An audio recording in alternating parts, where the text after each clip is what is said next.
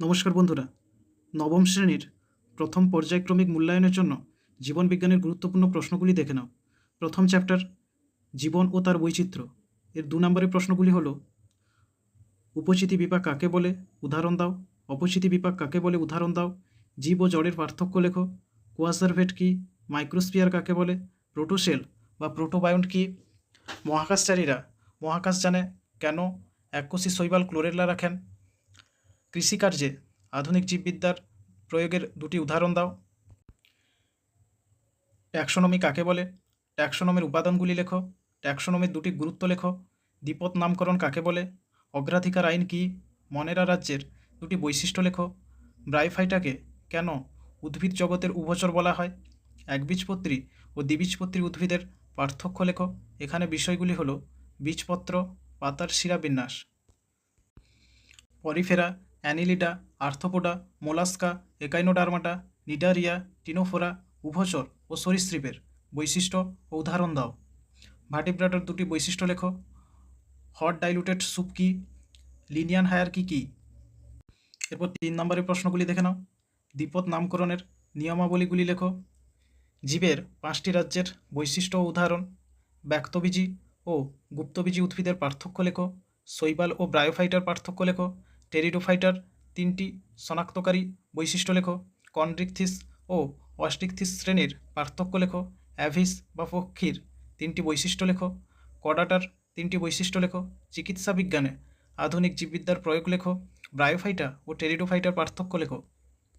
এরপর দ্বিতীয় চ্যাপ্টার জীবন সংগঠনের স্তর এর 2 নম্বরের প্রশ্নগুলি হলো জীবদেহে জলের ভূমিকা লেখো। অ্যাসিড কি, এর বৈশিষ্ট্য লেখো। ক্ষার কি, এর বৈশিষ্ট্য ও ভূমিকা লেখো। জৈব অ্যাসিড কাকে বলে, উদাহরণ দাও। জীবদেহে সরল শর্করার ভূমিকা লেখো। অপরিহার্য অ্যামাইনো অ্যাসিড কাকে বলে, উদাহরণ দাও। সম্পৃক্ত ফ্যাটি অ্যাসিড কাকে বলে, উদাহরণ দাও। সংযুক্ত প্রোটিন ও লব্ধ প্রোটিন কাকে বলে, উদাহরণ দাও। এটিপিকে এনার্জি কারেন্সি কেন বলা হয়। ভিটামিনের সংজ্ঞা দাও। পিপি ফ্যাক্টর কাকে বলে ও কেন বলা হয়। জীবদেহে নিউক্লিক অ্যাসিডের ভূমিকা লেখো। অপরিহার্য ফ্যাটি অ্যাসিড কাকে বলে, উদাহরণ দাও। প্রোভিটামিন, অ্যান্টিভিটামিন কি, উদাহরণ দাও। অতিমাত্রিক মৌল বা মেজর এলিমেন্ট কাকে বলে, উদাহরণ দাও। ভিটামিন সি এর অভাবজনিত লক্ষণ লেখো। ভিটামিনের 2টি বৈশিষ্ট্য উল্লেখ করো। কার্বোহাইড্রেটকে প্রোটিন বাঁচোয়া খাদ্য বলা হয় কেন। জীবদেহে খনিজ মৌলের ভূমিকা লেখো। যেসব খনিজ মৌলগুলি ইম্পর্ট্যান্ট সেগুলি হলো sodium, potassium, calcium, phosphorus, magnesium ও লোহা। কোষপর্দার কাজ লেখো। আত্মঘাতী থলি কাকে বলে এবং কেন। প্রাইমর্ডিয়াল ইউট্রিকল কাকে বলে। সেন্ট্রিওলের 2টি কাজ লেখো। কার্টহুইল মডেল কি, কার্টহুইল মডেল কি, পলিজম কি, কোলেনকাইমা ও স্ক্লেরেনকাইমার পার্থক্য লেখো।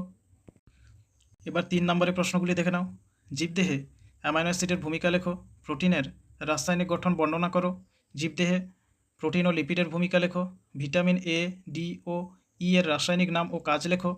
কোষপর্দার তরল মোজাইক মডেল চিত্রসহ ব্যাখ্যা করো। কোষপর্দা ও কোষপ্রাচীরের পার্থক্য লেখো। নিউক্লিয়াস, মাইটোকন্ড্রিয়া, রাইবোজোম ও এন্ডোপ্লাজমিক রেটিকুলামের গঠন ও কাজ লেখো। প্রোক্যারিওটিক ও ইউক্যারিওটিক কোষের পার্থক্য লেখো। উদ্ভিদ কোষ ও প্রাণী কোষের পার্থক্য লেখো। ভাজক কলার অবস্থান ও কাজ লেখো। জাইলেম ও ফ্লোয়েমের পার্থক্য লেখো।